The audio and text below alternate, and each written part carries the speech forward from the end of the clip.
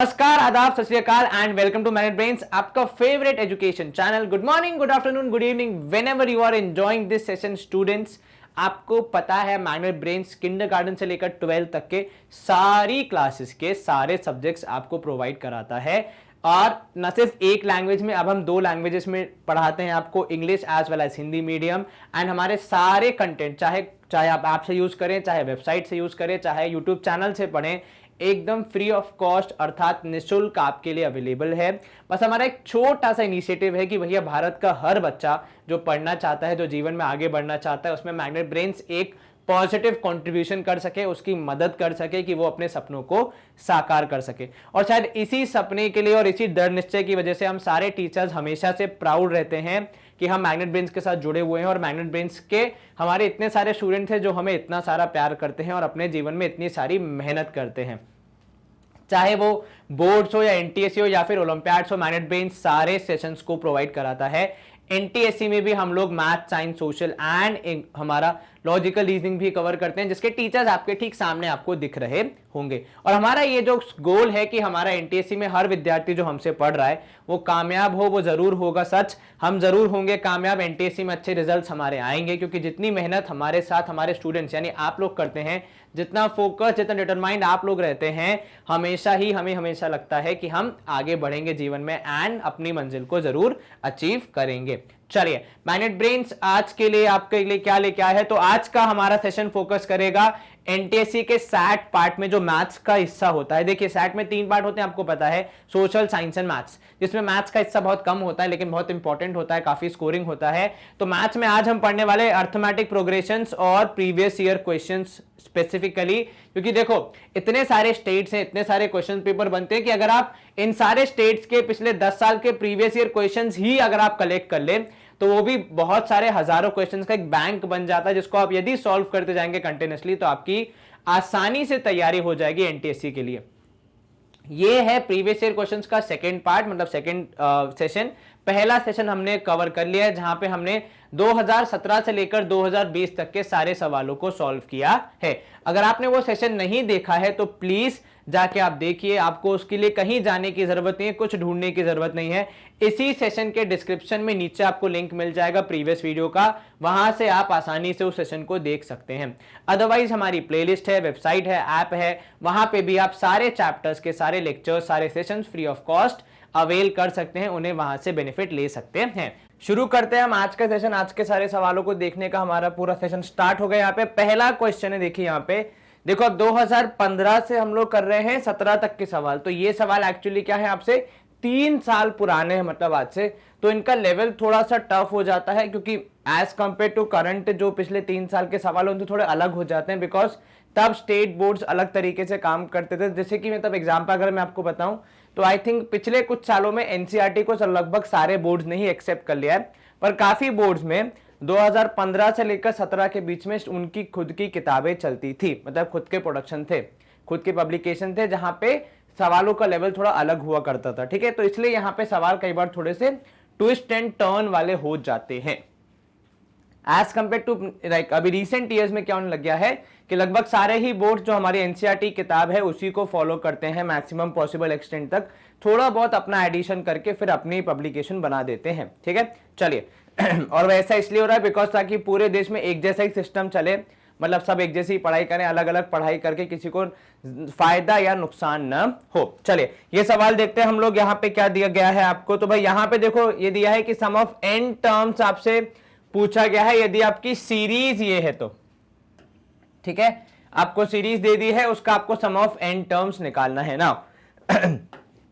अगर आपको सम of n terms का फॉर्मूला याद है तो अगर मैं यहां पे एक बार दोबारा लिखूं तो भैया Sn होता है n/2 2a plus n-1 into D.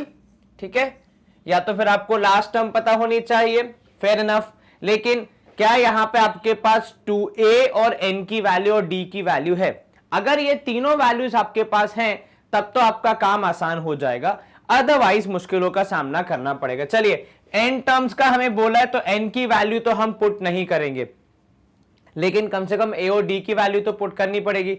Sir a की वैल्यू भी पुट करना आसान है, जो सवाल में दी है वो लिख दीजिए। चलिए वो होगी 1 माइनस 1 अपॉन n। ये हो गई a की वैल्यू। अब सर d की वैल्यू निकालनी है और शायद वही इस सवाल का सबसे कठिन पड़ाव है, d की वैल्यू पता लगाना। चलिए, d की वैल्यू पता लगाने का फॉर्मूला कुछ है क्या वैसे?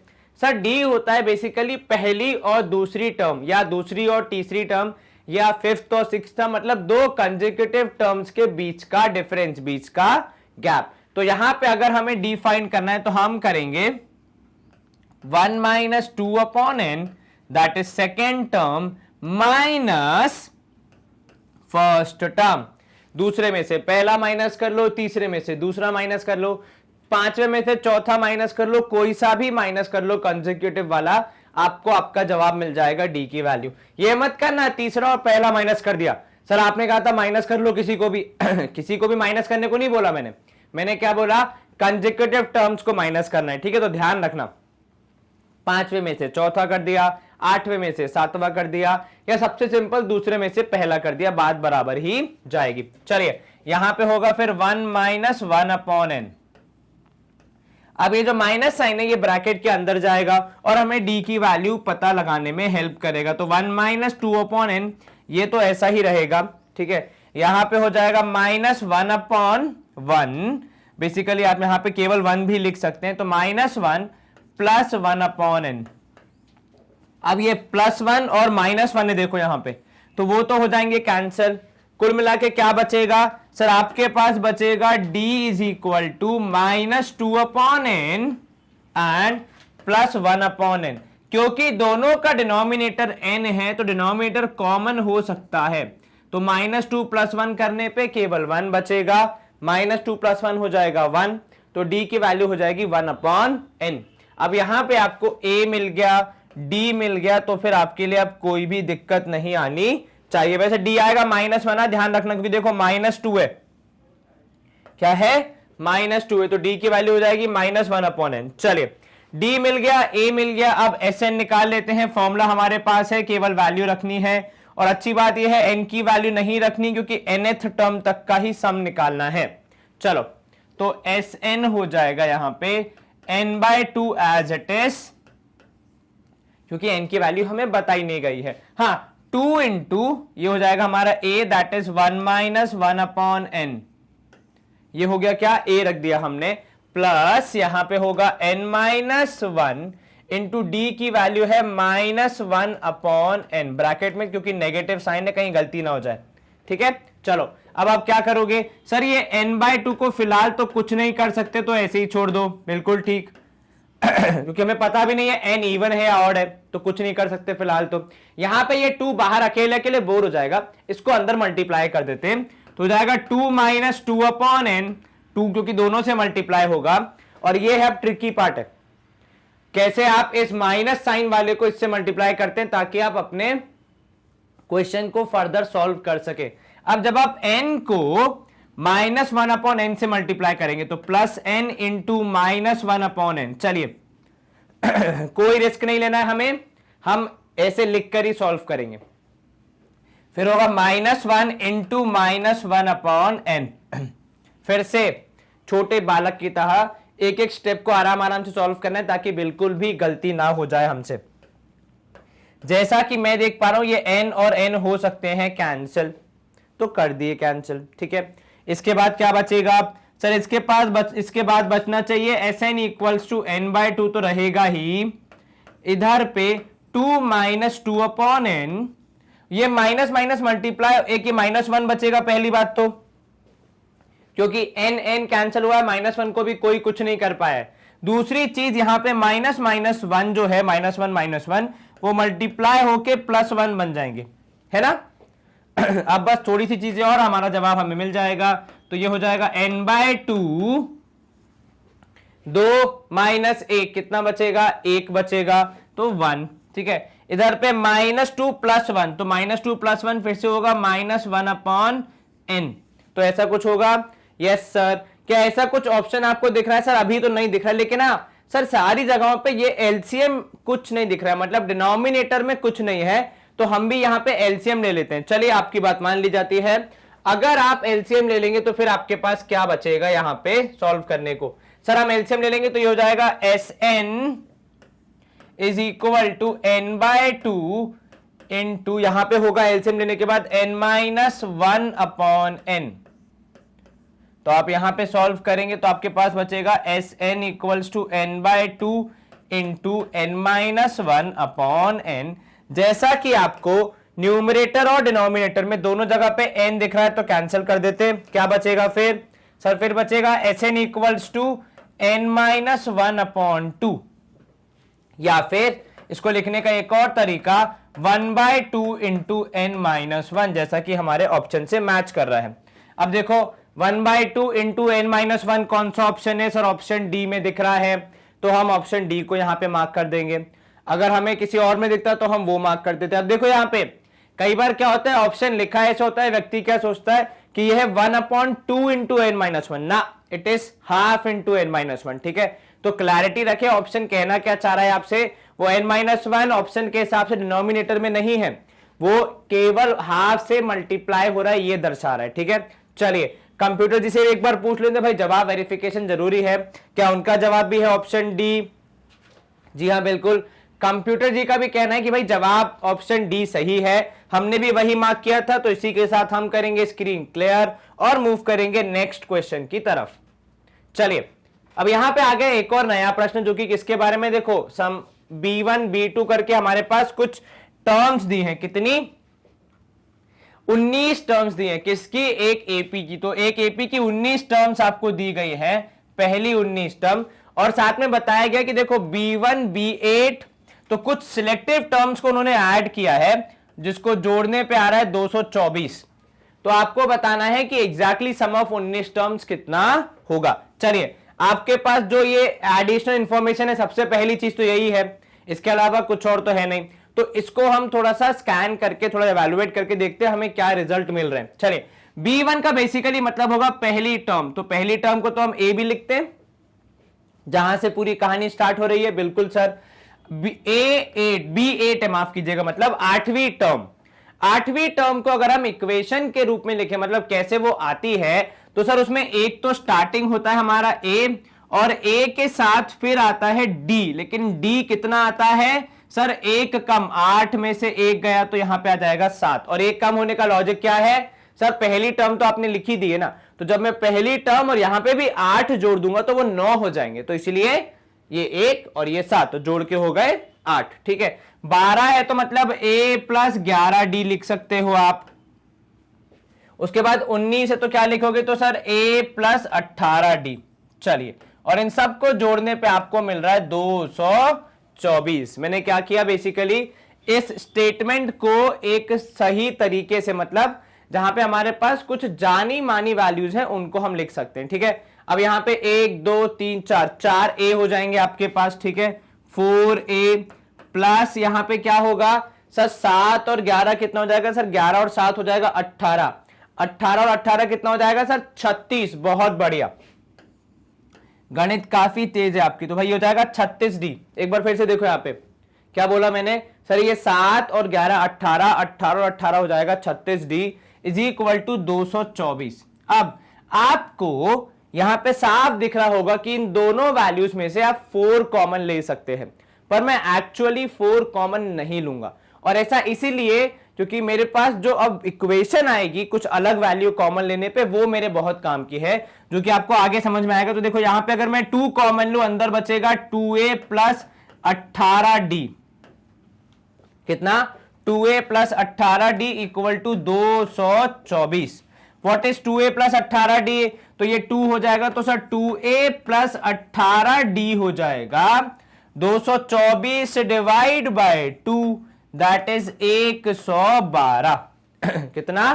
112। चलिए ये आपको मिल गया। अब इस स्टेटमेंट को मैं जरा अलग से लिख रहा हूं कि भैया 2a प्लस 18d, हालांकि इसमें मुझे ये साफ दिख रहा है कि मैं एक 2 कॉमन और ले सकता हूं, पर फिर भी न लेते हुए, अपनी भावनाओं को थोड़ा नियंत्रण में रखते हुए, किसी विशेष कारण की वजह से, तो 2a प्लस 18d हो गया 112। ये रिजल्ट मुझे यहां से मिला है।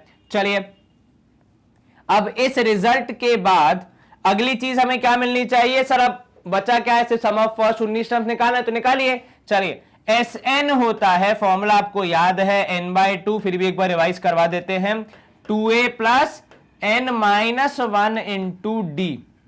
चलिए तो S19, क्योंकि 19 टर्म्स की चर्चा हो रही है तो ये हो जाएगा 19/2 है ना।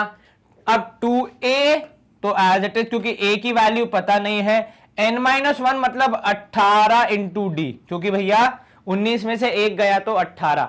अब यहां पे ध्यान दो, 2a plus 18d, 2a plus 18d मिला। यही कारण था कि हमने पिछले वाले पार्ट में इक्वेशन को केवल एक सीमित दायरे तक ही सॉल्व किया था, क्योंकि मुझे मालूम था अच्छे से कि 2a प्लस 18d यहां पे आने वाला है। सर कैसे मालूम, देखो इंग्लिश में एक वर्ड है पीरियड्स, जितनी ज्यादा प्रैक्टिस कर लोगे आपको हर सवाल को देख के समझ में आ जाएगा इसमें क्या रणनीति अपनानी है और कैसे इस सवाल को अप्रोच करना है। ठीक है, इसीलिए हमेशा कहा जाता है कि जितनी ज्यादा प्रैक्टिस करे उतना आपके लिए अच्छा होगा। चलो अब यहां पे क्या करना है सर, केवल वैल्यूज रखनी और आंसर निकालना है। तो भाई 19/2 इंटू यहां पे 2a प्लस 18 कितना हो जाएगा सर, 112 वैल्यू हमें पता है और ये 2 से डिविजिबल भी है, तो हमारा काम यहां पे थोड़ा आसान हो जाता है। 2 1 जा, ये हो जाएगा 2 5 जा 10, 2 6 जा 12, 56 56। अंतिम उत्तर 6s⁻19 हो जाएगा 19 इंटू 56। अब ये कैसे करेंगे सर, 19 इंटू 56, 6 9 जा हो जाएगा 54। अब देखो यहां पे कभी कभी क्या होता है, अगर आपके पास समय कम हो तो आप क्या करें, पूरा मल्टीप्लाई ना करें, जैसे आपने करा 6 9 जा 54 है लास्ट वाला नंबर, तो लास्ट में 4 आएगा, तो डेफिनेटली ये दोनों तो आपके आंसर नहीं हो सकते। ठीक है, तो इन दोनों में से कोई एक आपका आंसर होगा। अब वो भी कैसे जज करना है तो वो भी मैं आपको बता रहा हूं। तो देखो 19 इंटू 56 करना है, ठीक है, बड़ा नंबर है, लेकिन 19 का अगला ही नंबर है बहुत स्वीट सा प्यारा सा, जिसका नाम है 20। और आपको भी पता है 56 को 20 से मल्टीप्लाई करना आसान है, तो मैं पता है क्या करूंगा, पहले 56 को 20 से मल्टीप्लाई करूंगा जो हो जाएगा 1120।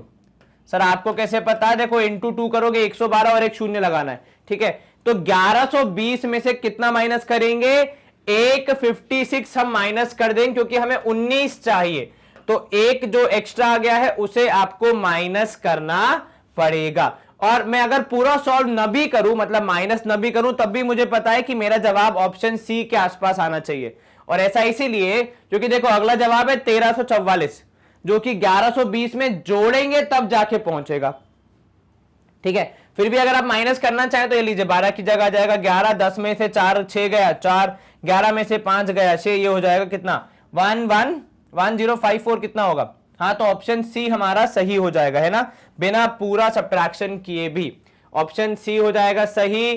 क्या यहाँ पे हम कंप्यूटर जी की एक बार आज्ञा ले ले, उनका जवाब क्या आ रहा है, तो भाई उनका जवाब भी है ऑप्शन सी, हमारा जवाब भी तो ऑप्शन सी। यहां पे हम कर सकते हैं स्क्रीन को क्लियर और मूव करेंगे नेक्स्ट क्वेश्चन की ओर।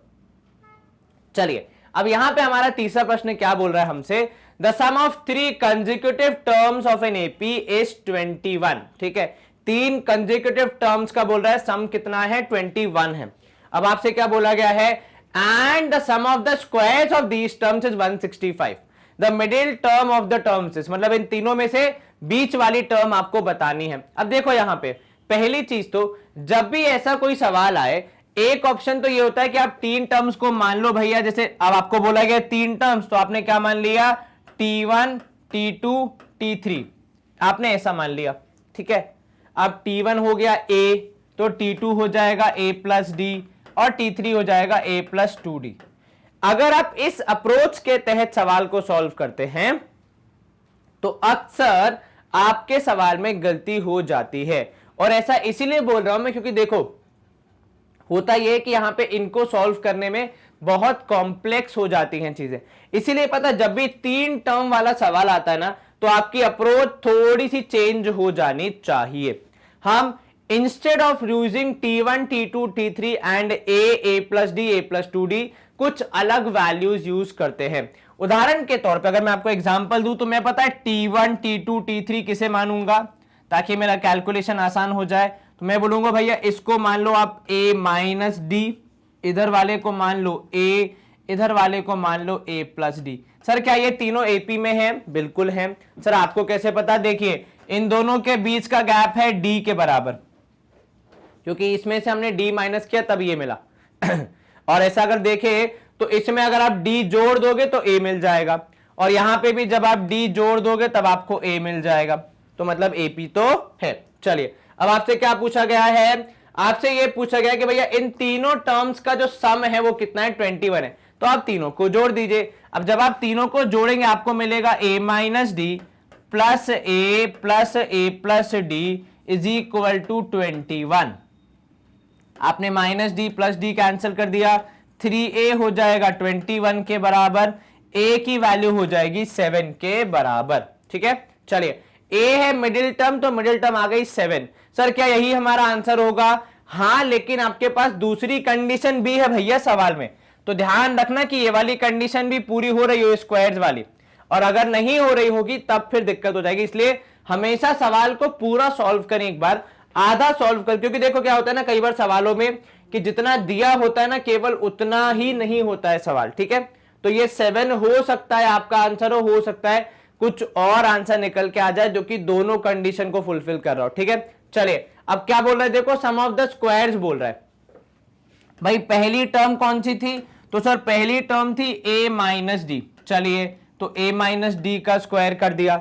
दूसरी टर्म कौन सी थी, दूसरी टर्म थी a, तो a स्क्वायर कर दिया।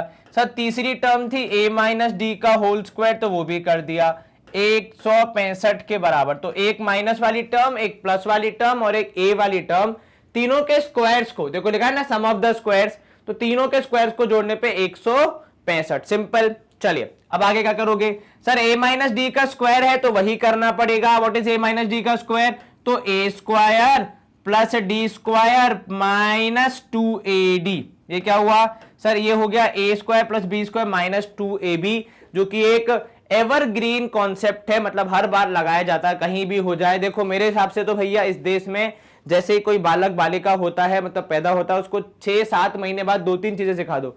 एक तो सिखा दो पाइथागोरस, दूसरी सिखा दो ये प्रॉपर्टीज, क्योंकि व्यक्ति को इतनी बार यूज करनी पड़ती कि इंसान जितना जल्दी सीख ले उतना आगे जाएगा। चलिए प्लस यहां पे भी हो जाएगा a स्क्वायर और यहां पे हो जाएगा a square plus d square plus 2ad is equal to 165। और जैसा कि मैं देख पा रहा हूं यहां पे 2ad एक पॉजिटिव है एक नेगेटिव है, तो भाई ऑब्वियस सी बात है जब दोनों एक जैसे ही हैं, साइन अलग है तो कैंसिल हो जाएंगे।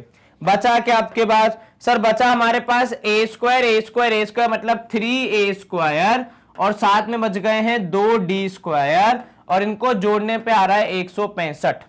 ठीक है, आपकी बात मान ली गई। चलिए a स्क्वायर की वैल्यू हम ज्ञात कर चुके हैं पहले ही, कितनी है सर a स्क्वायर की वैल्यू, तो 3 इंटू 7 स्क्वायर है ना, plus 2d square is equal to 165। 7 का स्क्वायर 49 इंटू 3 करेंगे, जहां तक मुझे पता है 50 इंटू 3 करने पे आता है कितना, 50 इंटू 3 करने पे आएगा 150। आपको करना है 49 इंटू 3, तो थोड़ा सा कम, कितना 3 कम हो जाएगा, तो हो जाएगा 147 if I am not wrong. ठीक है, चेक करो सर, 9 या 27, 7 यहां 2 ऊपर, उसके बाद फिर 3 2 जा, एक मिनट चेक करो, 49 4 3 12 और 2 14, हाँ सर सही है 147 ही आएगा, और ये हो जाएगा plus 2d square is equal to 165। क्या माइनस कर सकते हैं, बिल्कुल कर सकते हैं सर, तो माइनस करने पे 2d स्क्वायर हो जाएगा 165 माइनस 147, कितना होगा सर, 165 में से आप 147 माइनस करने को बोल रहे हैं, 16 की जगह 15, यहां पे कितना होगा सर, 15 में से 7 गया तो 8 बचेगा, और ये हो जाएगा 18। ठीक है, तो 2d स्क्वायर हो गया 18 के बराबर, एक 2 यहां पे जो डिवीजन में है वो मल्टीप्लीकेशन में साइड चेंज करेगा, डिवाइड करेगा, क्यों भैया सर, उसको हम अकेले वहां छोड़ के क्या ही करेंगे, बेचारे को बोर हो जाएगा ना, तो इसीलिए d स्क्वायर हो जाएगा 18/2, जो कि हो जाएगा 9 के बराबर। और जितना गणित हमें आता है d का स्क्वायर रूट निकालेंगे तो 9 का स्क्वायर रूट निकालना पड़ेगा, जो कि आएगा 3 के बराबर। तो अगर d की वैल्यू 3 है तो आपकी AP क्या बन जाएगी सर, एक बार माइनस करना है एक बार प्लस करना है, तो 7 में से 3 गया तो 4, बीच वाला 7 और नीचे वाला 10। और मेरा जो मोटिव था इस सवाल को सॉल्व करने का वो सिर्फ इतना था कि अगर कल को आपसे मिडिल टर्म के अलावा कोई और टर्म पूछ ली जाती है तो किस तरीके से आप सारी टर्म्स को बता सकते हैं वो मुझे सिखाना था। ठीक है, वैसे तो मैं यही कर सकता था कि पिछले वाले पार्ट में जैसे a का वैल्यू 7 आया, आपको बोलता है मिडिल टर्म यही है, बाकी दोनों भाड़ में जाने दो, पर ऐसी बात नहीं है। देखिए पूरा लर्न करना बहुत जरूरी है हमारे लिए। तो कल को अगर सवाल आता है कि पूरी एपी बताओ या फिर तीसरा टर्म या पहला टर्म बताओ, तो आपको जवाब आना चाहिए। ठीक है, अच्छा एक और चीज, अगर ऐसा होता, देखो जब भी आप स्क्वायर रूट निकालते हैं एक पॉजिटिव एक नेगेटिव आता है, ये कई बार हम लोग बताते भी हैं। इसका क्या तात्पर्य है? देखो इसका तात्पर्य यह है कि अगर इस एपी को उल्टा भी कर दिया जाए, मतलब 10 7 4 भी लिखेंगे आप, एक डिक्रीजिंग एपी लिखेंगे, तब भी वो इस सवाल की सारी कंडीशन को फुलफिल करेगा। भाई सम करने पे कितना आएगा? 21 आएगा, स्क्वायर्स करने पे ऐड करने पे कितना आएगा? 165 आएगा। तो ये दोनों आंसर ठीक है। ठीक है, तो अगर कल को एग्जाम में आपका आंसर आता है, मान लो आपको बोला जाए सवाल में कि आपको एपी बतानी है, आपने जवाब लिखा है 4 7 10, पर ऑप्शन में है 10 7 4, चलेगा। उल्टा है तो कोई दिक्कत नहीं है, बस हाँ वैल्यूज बहुत ज्यादा अलग अलग नहीं होनी चाहिए, एग्जैक्टली अपोजिट चलना चाहिए, तो वो ऑप्शन भी सही है अगर कभी एपी आपको निकालने को बोला जाता है तो। चलिए यहां पे हम देखते हैं हमारे सवाल का जवाब क्या होगा। ऑप्शन डी 7 हमने भी वही मार्क किया है। लर्न करने वाली बात कि चाहे 4 7 10 आए आंसर या फिर 10 7 4 आए, एक ही आंसर है, बराबर हैं दोनों। सीक्वेंसिंग यहां मैटर नहीं करती, खासकर सवाल की जो गिवन कंडीशन है उसके हिसाब से। ठीक है, चलिए स्क्रीन क्लियर। अगला प्रश्न है, यहां पे क्या बोला जा रहा है आपसे कि the sum of first p terms of an AP is same as sum of first q terms. जानकारी है यहां पे सम के बारे में। ठीक है, किसका सम है भाई? तो सर सम है पी टर्म्स का, फर्स्ट पी टर्म्स का, और सम ऑफ फर्स्ट क्यू टर्म्स का। चलिए अब ये कैसे सॉल्व होगा, आपको बताना है भैया कि p प्लस क्यू टर्म्स कैसे निकलेंगी। तो जो पता है उसी से हम शुरू कर सकते हैं। देखो गणित में क्या होता है ना, हमें सबसे अच्छी बात कह लो या बुरी बात कह लो, हमेशा आपको पता रहता है कि कहानी शुरू कहां से करनी है। अब भाई आपको पता है कहानी शुरू कहां से करनी है, फर्स्ट पी टर्म्स के सम से और फर्स्ट क्यू टर्म्स के सम से। चलिए तो एस पी है बराबर एस क्यू के। अब एस पी निकालने का फॉर्मूला क्या है?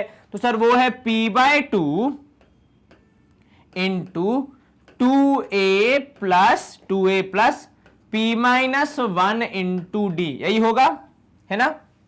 Yes sir. अब अगर आप यहां पे देखें तो इधर भी हो जाएगा q/2 और फिर इस तरफ भी 2a plus q-1 into D. चलिए अब अगर आप दोनों तरफ देखेंगे तो ये 2 और ये 2 कैंसिल हो जाएंगे क्योंकि दोनों कहां है? डिनोमिनेटर में है। ठीक है, अब कुछ लोग बोलेंगे सर ये 2a भी कैंसिल, प्रभु वो एडिशन में है, ब्रैकेट के अंदर है, वो कैंसिल नहीं हो सकते। ये दोनों बाहर डिवीजन में थे, ब्रैकेट के बाहर थे, तो इसलिए कैंसिल हो गए, दोनों में फर्क है। ठीक है, इस बात का विशेष ध्यान रखें। चलिए अगर आप इसको अंदर मल्टीप्लाई करेंगे हो जाएगा 2ap प्लस p²d। मैंने देखो लगे हाथ सॉल्व कर रहा हूं, p को p से मल्टीप्लाई किया, फिर उसी p को d से भी मल्टीप्लाई कर दिया, तो p² माइनस pd हो जाएगा, है ना? Yes sir. अब इस तरफ अगर आप आएंगे तो आपको मिलेगा भाई, देखो यहां पे 2aq क्या मिलेगा? 2aq प्लस q²d और यहां हो जाएगा माइनस dq या फिर qd, जैसे भी आप लिखना चाहें। आप क्या करें सर, कुछ टर्म्स में थोड़ा ही डिफरेंस दिख रहा है, बाकी सब सेम ही है, तो इन सबको एक तरफ ले आते हैं। बिल्कुल ठीक है, आपकी बात बिल्कुल सही है। तो अब 2ap के साथ हो जाएगा माइनस 2aq और यहां पे plus p² minus q²d। Very good. यहां पे माइनस pd पहले से है तो प्लस qd हो जाएगा, क्योंकि ये क्या है देखो नेगेटिव है, साइड चेंज करेगा तो पॉजिटिव होना बनता है उसका, है ना? चलिए अब आप क्या करेंगे सर, जो जो कॉमन है उसे कॉमन निकाल लेते हैं। जैसे यहां पे मैं दोनों में से 2a कॉमन ले सकता हूं, तो मैंने 2a कॉमन ले लिया, अंदर बचा p-q। ठीक है, यहां पे मैंने d कॉमन लिया तो अंदर बचेगा p² माइनस q²। ठीक है, और वहां पे भी देखो लेने को मैं d कॉमन ले सकता हूं, लेकिन क्योंकि मुझे कंसिस्टेंसी मेंटेन करनी है p पॉजिटिव q नेगेटिव वाली, तो मैं यहां पे लूंगा माइनस d कॉमन, तो अंदर p हो जाएगा पॉजिटिव क्योंकि मैंने माइनस साइन ले लिया, q हो जाएगा नेगेटिव क्योंकि मैंने वहां पे पॉजिटिव साइन था और मैंने बाहर कॉमन ले लिया माइनस। ठीक है, चलिए अब यहां पे बहुत ही इंपॉर्टेंट स्टेप मैं आपको बताने जा रहा हूं, वो ये है कि ये पी स्क्वायर और जो क्यू स्क्वायर है ना, इसको जरा ओपन कर दो और उससे आपको बहुत बड़ा एडवांटेज मिलेगा। जैसे ही आप पी स्क्वायर और क्यू स्क्वायर को ओपन करेंगे, आपको मिलेगा p minus q into p plus q, क्योंकि a square minus b square है भाई, है ना, तो a minus b into a plus b, तो माइनस डी करने पे यहां हो जाएगा p minus q equal to 0। अब अगर आप ध्यान से देखें तो पूरी इक्वेशन में p माइनस क्यू तीनों के पास है, मतलब ये पहली टर्म इसके पास भी है, ये पूरी दूसरी टर्म इसके पास भी है, और ये तीसरी टर्म इसके पास भी है। तो क्या मैं तीनों से कॉमन ले लूं? यदि मैं कॉमन ले लूंगा तो मुझे क्या मिलेगा? तो सर p माइनस क्यू ये रहा, आपने जैसे ही कॉमन लिया आपको मिलेगा सबसे पहले तो 2a, ठीक है, तो ये p माइनस क्यू आ गया कॉमन, अंदर बचा 2a क्योंकि p माइनस क्यू बाहर चला गया है, यहां पे d बचेगा तो plus d into p plus Q बचेगा और माइनस d बचेगा, और ये है इक्वल टू 0। अब ये जो मल्टीप्लीकेशन है, यहां पे साइड चेंज करेगा तो 0 के नीचे आएगा डिवीजन में। ऑब्वियस सी बात है, 0 से किसी को डिवाइड करोगे या फिर किसी को 0 से डिवाइड करोगे तो आपको, जब आप 0 को किसी भी वैल्यू से डिवाइड कर लो, आपका जवाब 0 ही आना है। तो कुल मिला के यहां पे बच गया 2a प्लस, अगर मैं अब थोड़ा और मेहनत करके इन दोनों में से d कॉमन ले लूं तो मेरे पास आएगा p plus q minus 1 into D, और ये बहुत इंपॉर्टेंट है भैया, 2a plus p minus Q, और नहीं, p plus q minus 1 into d is equal to 0। ये बहुत इंपॉर्टेंट है और ये पूरी मेहनत का यही एक फल है जो हमें हमारा सवाल सॉल्व करने में हेल्प करेगा। अब हम क्या करेंगे, थोड़ी सी हम स्क्रीनिंग कर देते हैं भैया सफाई, क्योंकि हमें चाहिए यहां पे आगे हमारे सवाल को बढ़ाने के लिए स्पेस। चलिए, इतना आपको समझ आ गया होगा क्या कॉमन लिया, कैसे लिया। तो देखो, जो दिखता है वही होता है मैथ्स में कई बार। तो आपने कॉमन लेना था, कॉमन दिखा, आपने उठा लिया। चलिए, अब आपको बताना है एस पी प्लस क्यू, वो कैसे निकलेगा? तो sir S of P plus Q का फॉर्मूला हो जाएगा कितना? सर वो हो जाएगा एक तो p प्लस क्यू अपॉन 2, क्योंकि n बाय 2 होता है, ठीक है, फिर आएगा 2a plus p plus q minus 1 into D. क्या आप इस बात से वाकिफ रखते हैं? नहीं तो एक बार, कोई भी नहीं, हम इसको चर्चा करेंगे, एक बार देखते हैं। देखो, ये तो है n बाय 2, क्योंकि ये फॉर्मूला क्या होता है, s जो भी sn है n बाय 2 हो जाता है, तो ये तो हो गया p प्लस क्यू बाय 2, ये हो गया 2a जो कि हमारे फॉर्मूले का पार्ट है। इसके बाद आ रहा है ट्रिकी पार्ट जो कि होता है n माइनस 1 इंटू डी। अब यहां पे n की वैल्यू अगर p प्लस क्यू है तो उसमें हम तो कुछ नहीं कर सकते, जो सवाल में दिया है वो हमने रखा है। तो वो जो ऐसे लोग करते हैं ना, वो जो कौन एक भाई साहब हैं जो ऐसे करते हैं, तो बस वही किया हमने भैया, p प्लस क्यू था तो हमने p प्लस क्यू रख दिया। अब इसमें उसके जस्ट ऊपर देखो, आपको ये पहले से पता है कि 2a plus p plus q minus 1 into D की वैल्यू है 0, तो अर्थात ये जो इतनी बड़ी ब्रैकेट है इसकी वैल्यू स्वयं कितनी हो जाएगी सर? 0 के बराबर। तो p plus Q upon 2 into होगा 0, दुनिया का सबसे मुश्किल कैलकुलेशन, और ये जवाब हो जाएगा स्वयं 0 के बराबर। तो आपका जवाब क्या होगा? बहुत ही अत्यंत ही दुख से कि भैया इतनी मेहनत करने के बाद जवाब क्या मिला आपको? 0। लेकिन हालांकि अगर आपका जवाब आपने 0 नहीं मार्क किया तो आपके टीचर आपको दे देंगे 0। तो बेसिकली या तो यहां मार्क कर लो या टीचर से ले लो 0, डिसाइड कर लो क्या करना है। चलो, कंप्यूटर जी एक बार जवाब वेरीफाई करें। ऑब्वियसली उनका जवाब भी आएगा ऑप्शन बी, हमारा जवाब भी आएगा ऑप्शन बी। कंप्यूटर जी ने सही जवाब बता दिया, नया प्रश्न ला दिया। चलिए, अब ये प्रश्न क्या बोल रहा है यहां पे देखो, फिर से ट्रिकी क्वेश्चन। कैसे? ये स्टेटमेंट पढ़ो जरा। कॉमन डिफरेंस क्या है? डबल है किसका? फर्स्ट टर्म का। अगर इसको हम थोड़ा समझने का प्रयास करें तो मान लो आपका जो फर्स्ट टर्म है t1 है, उसको आपने कहा कि a के बराबर है, ठीक है भाई, फर्स्ट टर्म क्या है? a है।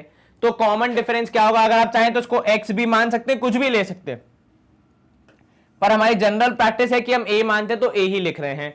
अब कॉमन डिफरेंस के बारे में क्या बोल रहा है? d के बारे में क्या बोल रहा है कि वो ट्वाइस ऑफ फर्स्ट टर्म है, तो जो भी a था उसका डबल हो गया, d की वैल्यू हो गई 2a। If the first term is a, हमने भी वही माना, then the nth term is, आपको nth टर्म बतानी है। चलिए, nth टर्म बताने का फॉर्मूला तो है हमारे पास, tn क्या होता है सर? tn होता है a plus n minus 1 into D, ठीक है। चलिए, तो तो क्या हम क्या करें, जो जो वैल्यूज पता है वो रख देते हैं, बाकी हम छोड़ देंगे। देखिए nth टर्म बोली जा रही है तो tn तो एज इट इज रहेगा, क्योंकि कोई पोजीशन नहीं दी है, मतलब nth टर्म बोली है पर 10वीं 15वीं 20वीं ऐसे कुछ पोजीशन नहीं बताई एग्जैक्ट, ठीक है, तो इसलिए सिर्फ tn आएगा।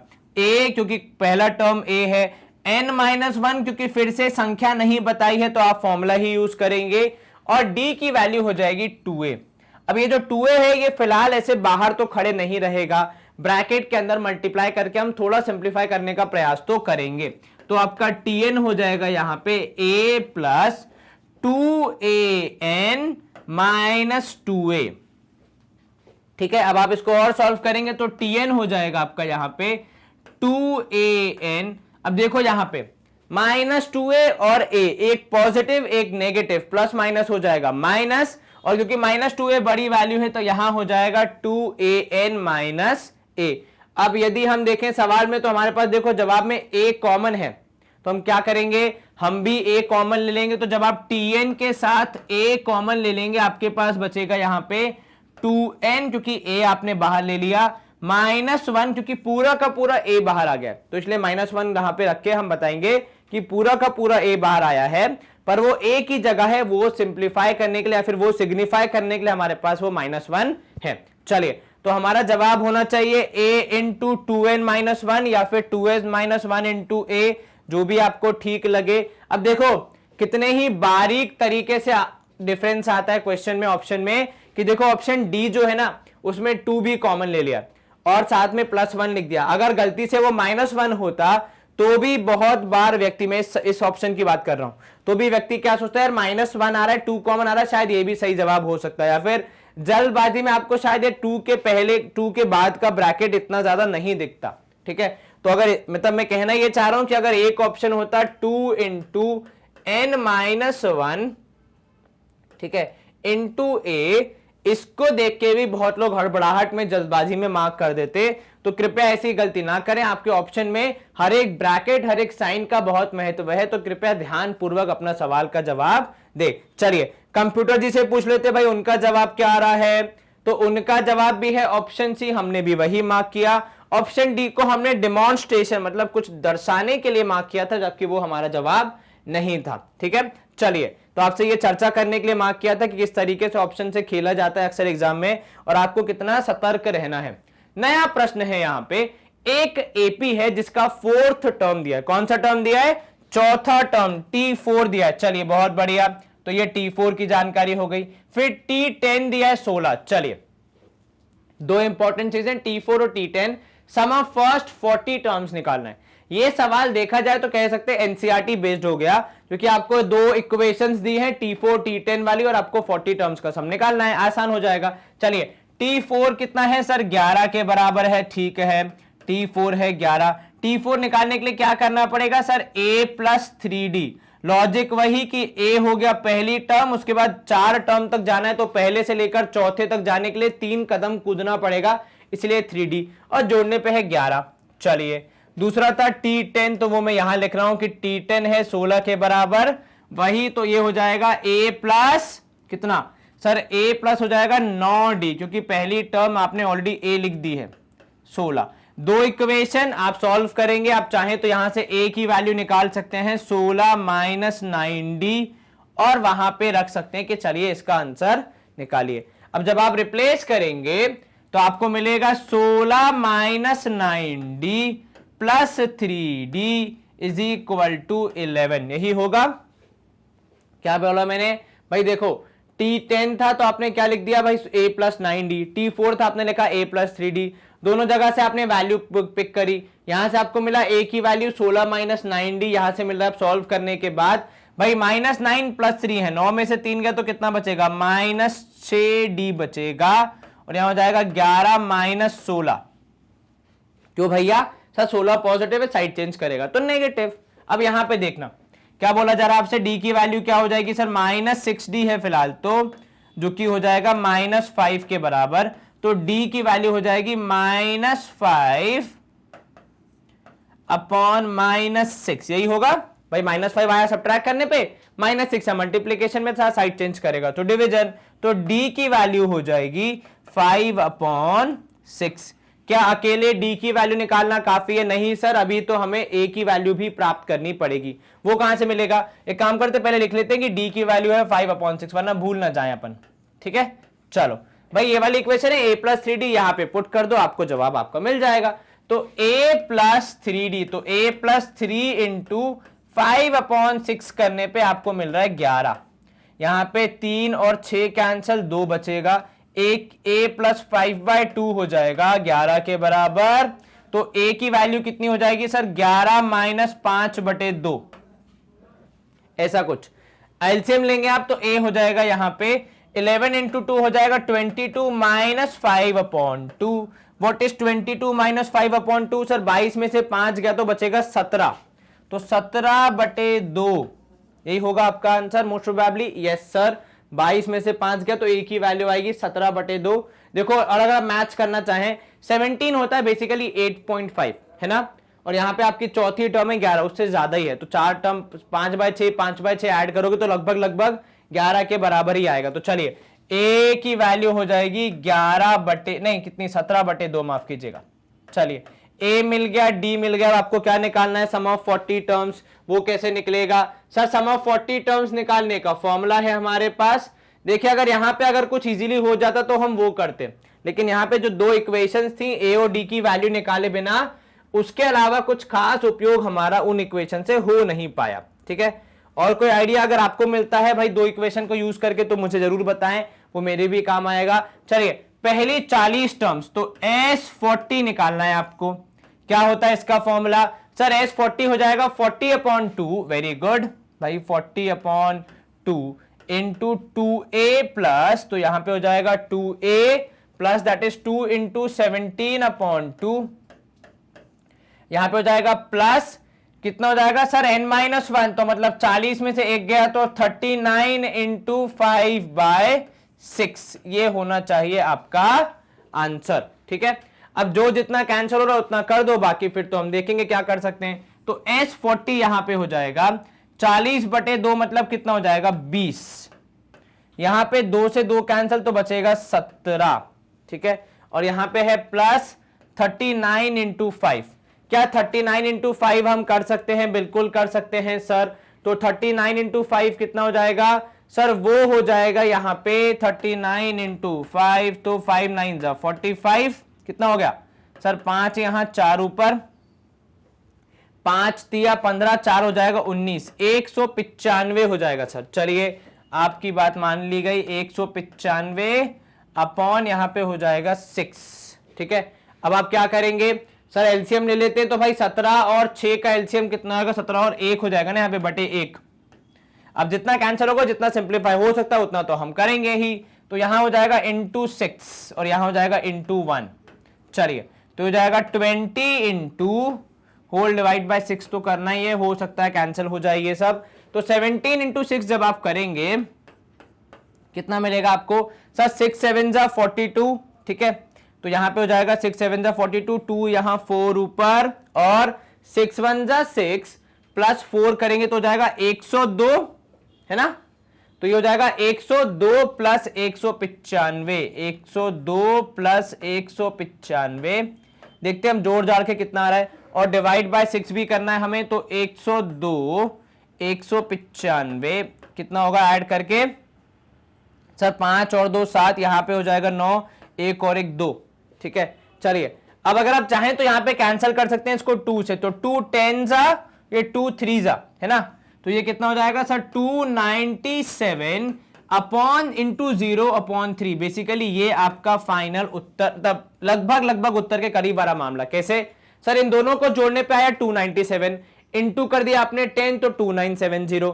10 कहां से आया? तो 20 और 6 बड़े मतलब बोर हो रहे थे बैठे बैठे, तो मैंने दोनों को कैंसिल कर दिया कि क्या करना है यार, कुछ है तो नहीं दोनों के पास करने को, 2 से कैंसिल कर दो। चलो अब डिवाइड बाय 3 करते हैं, तो सर 3 9 जा होता है 27, वेरी गुड, और फिर बचेगा 2, तो फिर से 3 9 जा 27, तो 990 आना चाहिए आपका जवाब, ऑप्शन डी।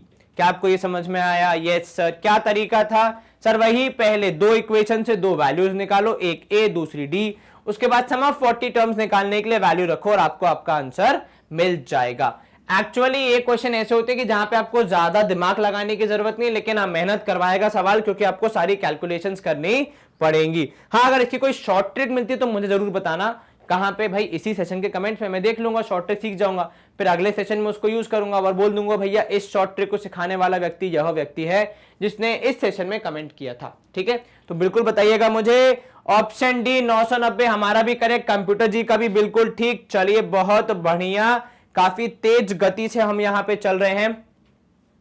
अगला प्रश्न जो कि दिखने में काफी भयंकर है पर करना तो पड़ेगा ही, तो थोड़ी रक्षा कीजिएगा प्रभु हमारी। चलो, A B C are the first and the last term of an AP. ठीक है, देखो ए बी सी क्या है, पहली सेकंड और लास्ट है, पहली सेकंड और तीसरी नहीं है। यहीं पे सबसे बड़ी गुगली है क्या कि भैया ए बी सी अक्सर आप क्या लिखते हो कि भैया पहली दूसरी और तीसरी टर्म है, लेकिन अभी ऐसा नहीं है। अभी बेसिकली वो क्या है, दोनों वो है तीनों, मतलब पहली दूसरी और आखिरी टर्म। तो यहां पे आपके पास है T1 जिसका नाम है A, और आपके पास क्या है T2 है जिसका नाम है B। अब आया सावधानी वाला टर्म, T3 नहीं है, सीधा Tn दे दिया है जिसका नाम है C, जो कि है लास्ट टर्म। ठीक है, चलो अब आपको बताना है कि इस AP का सम क्या होगा। देखो किसी भी AP का सम पता लगाने के लिए पहली बात तो n पता होना चाहिए, A पता होना चाहिए, D पता होना चाहिए, तभी आपका जवाब निकलेगा। क्या आपके पास ये सब है यहाँ पे? नहीं सर। तो हम कोशिश करेंगे, प्रयास करेंगे किसी तरीके से N A B C D कुछ तो निकल जाए हमारे पास। सबसे पहले तो D की वैल्यू निकाल लेते हैं। सर D की वैल्यू होती है भैया दो टर्म के बीच का गैप, जो लगातार वाली टर्म हो उनका। तो जैसे अगर हम यहां पे देखें तो D हो जाएगा T2 माइनस T1, मतलब दूसरी टर्म माइनस पहली टर्म, मतलब B माइनस A। तो क्या मिला आपको जानकारी यहां से कि D की वैल्यू है B माइनस A के बराबर। चलिए ये हो गया आपका पहला काम। अब आ जाते हैं हम किसके ऊपर, n की वैल्यू यदि हम पता लगा पाए तो भाई n हो जाएगा Tn से प्राप्त। तो Tn होगा basically A plus n minus 1 into D। तो Tn की जगह लिख दिया मैंने C। ठीक है, यहां पे लिखा मैंने A प्लस n माइनस 1, तो एज इट इज, क्योंकि वही पता करना है। D की वैल्यू मुझे पता है B माइनस A, तो लिख देते हैं।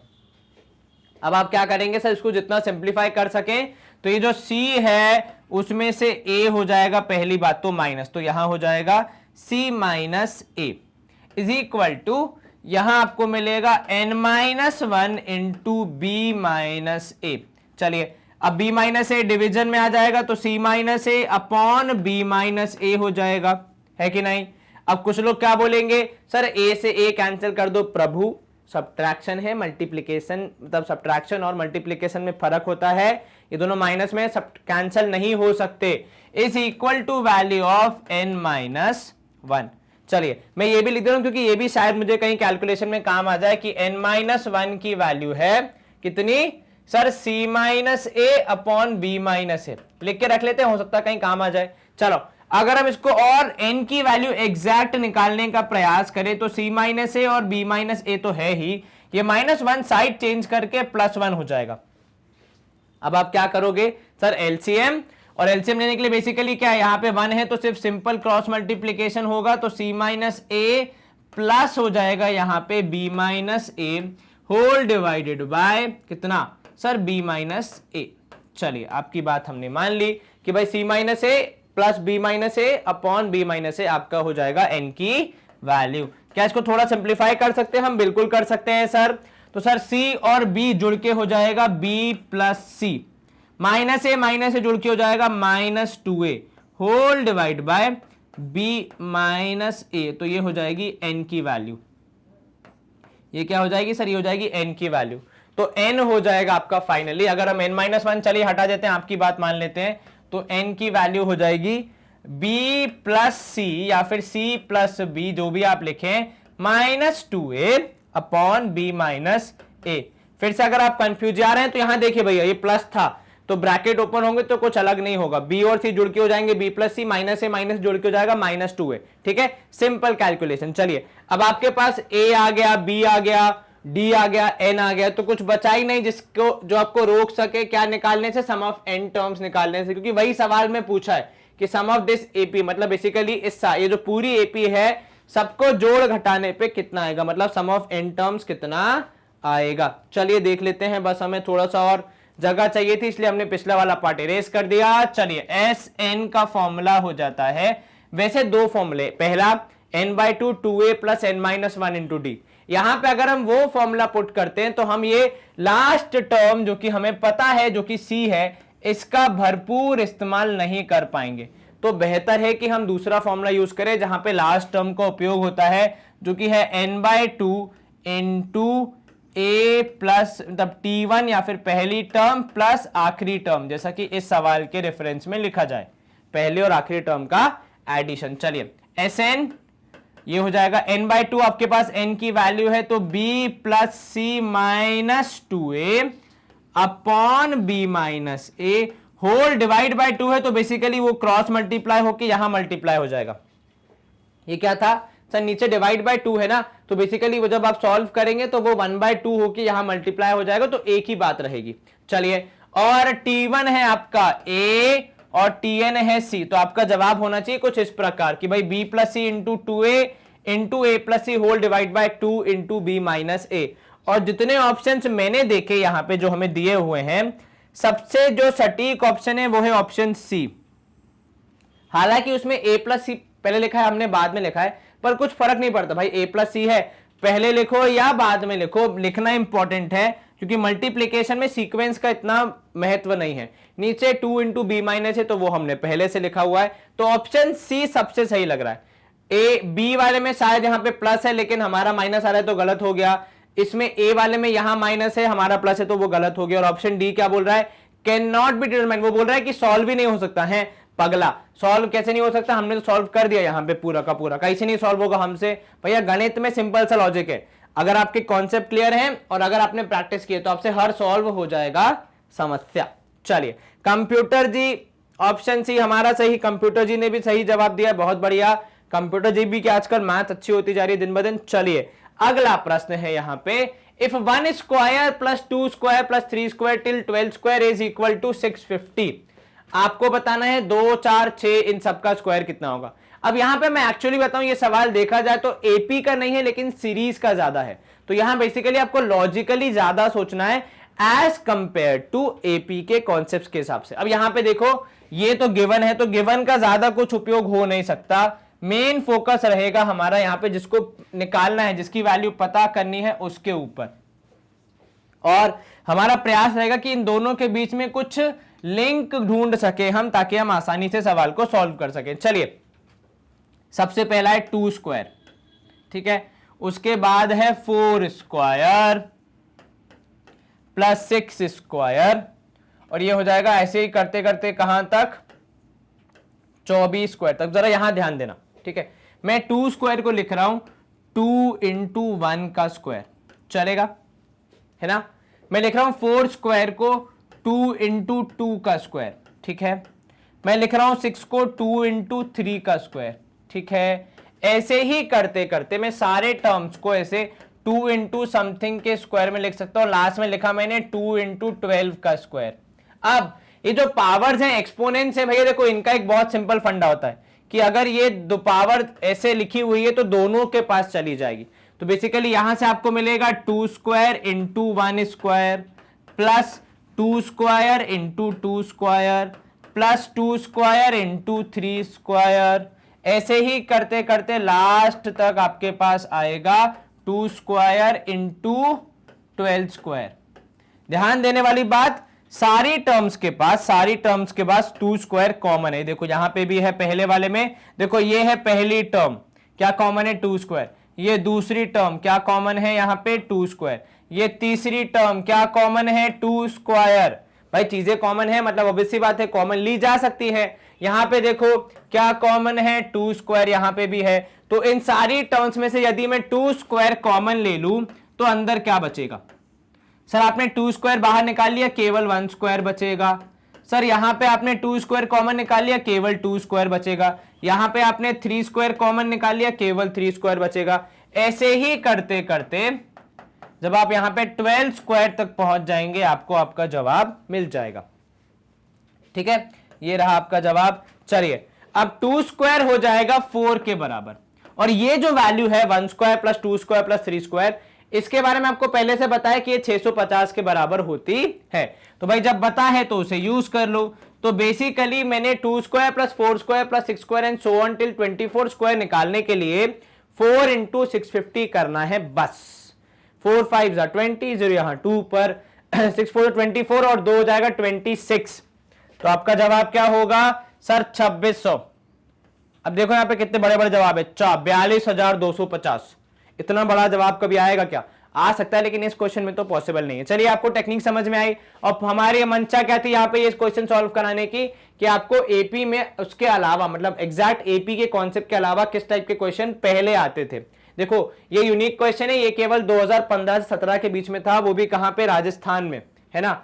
हो सकता है बाकी स्टेट्स में नहीं आया होगा और शायद 17 के बाद तो राजस्थान में भी नहीं आया होगा, लेकिन फिर भी पता तो होना चाहिए। कल को अगर किसी सवाल बनाने वाले का मन कर गया आपको ये सवाल देने का तो कैसे आप उसको अप्रोच करेंगे। चलिए ऑप्शन बी 2600 हमारा सही है, वो तो हमें पता ही था। Screen clear. अगला प्रश्न है यहाँ पे, देखो क्या बोल रहा है, सम ऑफ लास्ट 2 टर्म्स दे दिया। अरे पहली दूसरी टर्म देते चाचा, लास्ट 2 टर्म्स देके हमें अब कंफ्यूज करोगे। चलिए लास्ट 2 टर्म्स का क्या दे दिया है, सम दे दिया है, ठीक है, जिसको मैं शायद ही कभी हाईलाइट कर पाऊं बिकॉज यहाँ पे हमारा मार्कर थोड़ा सा बुरा मान जाता है। कितना है लास्ट 2 टर्म्स का सम है ए, कितना 60। चलिए बहुत बढ़िया। इफ द फर्स्ट टर्म दे दिए, सीधे पहली टर्म दे दिए, फर्स्ट टर्म कितनी है 11 है और कॉमन डिफरेंस है 2, देन आपको नंबर ऑफ टर्म्स बतानी है कितनी है। चलिए अब इन जो भी यहां पे जानकारी दी है उसका पहले हम मैथमेटिकरण करते हैं, मतलब मैथमेटिकल टर्म्स में क्या कहा जाएगा उसको वो बोलेंगे। देखो लास्ट टर्म को हमेशा आप क्या बोलते हो सर, लास्ट टर्म को हमेशा बोला जाता है टी या फिर ए एन, ये हो गई लास्ट टर्म। और लास्ट 2 बोला है मतलब लास्ट वाली और उसके एक पहले वाली, तो एक पहले वाली मतलब कौन सी हो जाएगी सर, इससे एक कम, तो टी ऑफ n-1 हो जाएगा। क्या आपको ये समझ में आया? भाई देखो मेरा क्लास में अगर मैं हाइट वाइज खड़े रहा हूं तो मैं लास्ट हूं, मेरी जो पोजीशन है वो है 40वीं, ठीक है। तो मुझसे जो आगे व्यक्ति खड़ा है उसकी पोजीशन कौन सी होगी इन टर्म्स ऑफ हाइट, ठीक है। तो अब ये तो है नहीं कि आप स्टार्टिंग से गिनोगे, आप क्या करोगे सर, आप 40वें पे खड़े हैं, आपसे ठीक आगे खड़ा है वो और आप लास्ट है, तो आपसे एक कम कर दो, तो 40 से एक कम करना मतलब 39, तो यहां पे भी लास्ट n से एक कम करना तो n-1, सिंपल, ठीक है। समझ में आया कॉन्सेप्ट कि भैया अगर लास्ट से एक पहले वाला निकालना हो तो आप आगे से गिनना स्टार्ट नहीं करते, आप पीछे से जो भी लास्ट वाली जो पोजीशन है जो आपको पता है उससे एक माइनस कर देते हैं, ठीक है। चलिए इनको जोड़ने पे आ रहा है 60 के बराबर। आपकी फर्स्ट टर्म अर्थात a है कितनी, तो इस AP की a है 11 और d है कॉमन डिफरेंस, d कितना है 2 है। चलिए तो अब यहां पे अगर आप लास्ट टर्म निकालना चाह रहे हैं तो tn हो जाएगा और tn-1 है, इन दोनों को हमें क्या करना पड़ेगा, ऐसे वो क्या an का फॉर्मूला यूज करके सॉल्व करना पड़ेगा। तो an का फॉर्मूला कहता है सर a प्लस कितना a प्लस n-1, तो ये तो n-1 पहले से है, इसमें भी एक माइनस करना पड़ेगा तभी तो बनेगा n-1। देखो ये हो गया यहां पे पोजीशन, उसमें से एक माइनस करना है और फिर आएगा d, ठीक है। यहां पे भी आप क्या करोगे, तो जो भी a है प्लस जो भी पोजीशन है उसमें से एक माइनस, तो n-1 इंटू डी। देखो इसका तो नाम था n-1, उसमें से -1 करना ही पड़ेगा हमें, तो ये कंफ्यूज नहीं होना है कि ये -1 एक्स्ट्रा क्यों आया, एक्स्ट्रा कुछ नहीं है, ये n-1 उसकी पोजीशन है। अब पोजीशन का नाम ही ऐसा, इसमें हम क्या कर सकते हैं, तो n-1 तो n-1, फिर एक -1 करना पड़ा, क्योंकि हमेशा क्या करते हो जब भी आप कोई टर्म निकालते हो, nth टर्म निकालते हो तो d में से एक माइनस करते हो, क्योंकि पहले a आप ऑलरेडी गिन चुके हो, तो जब आप d में से एक माइनस नहीं करोगे तो डबल काउंटिंग हो जाएगी, गलत हो जाएगा, इसीलिए। चलो a की वैल्यू आपको पता है 11 रख दीजिए, यहां हो जाएगा n-2 और d की वैल्यू है 2, तो उसको भी हम रख देंगे, यहां हो जाएगा फिर से 11 प्लस n-1 इंटू 2। अब देखो एक इक्वेशन एक वेरिएबल n सॉल्व करके आंसर हम निकाल सकते हैं, 11 और 11 जोड़ के हो जाएगा 22, ठीक है। ये 2 जब मल्टीप्लाई होगा तो प्लस 2n माइनस 4, यहां पे जब 2 मल्टीप्लाई हो जाएगा तो 2n माइनस 2, ठीक है, ये हो जाएगा, यस सर, ये हो जाएगा इक्वल टू 60। अब देखो यहां पे 22 में से 2 माइनस किया कितना बचेगा सर, 22 में से 2 माइनस किया 20, 20 में से 4 माइनस किया कितना बचेगा सर 16, तो यहां पे हो जाएगा 4n प्लस 16, ठीक है, क्योंकि -4 -2 हो जाएगा -6, तो 4n plus 16 equal to 60, 4n हो जाएगा 60 माइनस 16, तो 4n कितना हो जाएगा, तो 4n हो जाएगा भाई 60 में से 16 माइनस, तो 60 में 10 माइनस 50, 50 में से 6 माइनस 54, 54, तो n की वैल्यू कितनी सर, n की वैल्यू हो जाएगी यहाँ पे 54 डिवाइड बाय 4, ये तो अब आपको आना ही चाहिए। देखो डिवाइड हो रहा है क्या सर, डिवाइड तो होना चाहिए, सॉरी 44, सॉरी मेरी मैथ्स थोड़ी वीक है। 44 डिवाइड बाय 4 तो मतलब हो जाएगा 11, कितना हो जाएगा 11। अगर मैं यहाँ पे आपको अच्छे से लिख के दिखाऊं तो हमने कहा बेसिकली कि 4n इक्वल टू 44 माइनस करने के बाद, देखो बात जगह कम थी इसलिए कैलकुलेशन मिस्टेक हो जाती है, n की वैल्यू आ जाएगी 11, डिवाइड करोगे आप 44 डिवाइड बाय 4 करोगे तो 11।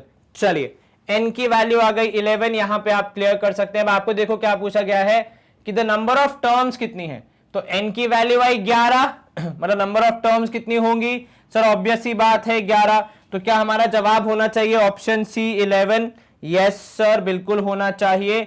हम यहाँ पे हाईलाइट कर देते कि भाई हमारा जवाब है 11, यही तो पूछा था नंबर ऑफ टर्म्स कितनी है, तो 4n इक्वल टू 44, n की वैल्यू 11, तो वही हमारा नंबर है, संख्या है। तो चलिए ऑप्शन सी 11 हमें यहाँ पे सबसे सटीक लग रहा है, उसको हमने जवाब के रूप में मार्क किया।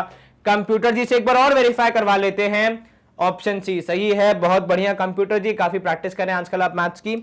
चलिए अगला प्रश्न, in the AP the sum of n terms is 5n square minus 5n। आपको क्या दिया है, सम ऑफ n टर्म्स दिया, थोड़ा सिंप्लीफाइड वर्जन में क्या बोल रहा है, सम ऑफ n टर्म्स, तो ये रहा sum of n terms is 5n square minus 5n। क्या पता लगाना है आपको, 10th टर्म पता लगानी है। तो चलिए ये हो गया आपका Sn कितना 5n स्क्वायर माइनस 5n, ठीक है। चलिए अब यहां पे आपको सॉल्व करने के दो तरीके सिखाने वाला हूं मैं। तरीका नंबर 1 कि Sn दिया है तो आप पहले S1 निकालिए तो आपको पहली टर्म मिल जाएगी, फिर S2 निकालिए तो आपको पहली और दूसरी टर्म को जोड़ने पे कितना आएगा वो मिलेगा। उसके बाद आप निकाल सकते हैं D की वैल्यू और A2 की वैल्यू, ऐसे आप करके पूरा सॉल्व कर सकते हैं, ये एक तरीका, ठीक है। दूसरा तरीका होगा कि आप यहां पे S10 और S9 का यूज करें, ठीक है। चलो तरीका नंबर 1 देख लेते हैं भैया। आपने निकाला S1 दैट इज n की वैल्यू रखी 1, तो ये हो जाएगा 5 इंटू n स्क्वायर मतलब 1, ठीक है, क्योंकि 1 का स्क्वायर कितना होगा 1 ही होगा, और माइनस 5n, तो ये तो कितना हो गया, ये तो हो गया 0 के बराबर, है कि नहीं। इसका क्या तात्पर्य है सर, इसका तात्पर्य ये हुआ कि जो आपका T1 है 0 के बराबर, तो ऐसे लिख सकते हैं हम। चलिए इसके बाद S2 की चर्चा करते हैं, दैट इज दो टर्म्स का सम, तो ये हो जाएगा 5 2n स्क्वायर मतलब 2 स्क्वायर, 2 स्क्वायर इंटू 5 करोगे मतलब 4 इंटू 5 हो जाएगा 20 माइनस 20 माइनस कितना सर, ये हो जाएगा माइनस 5 2 10, तो ये हो जाएगा 10।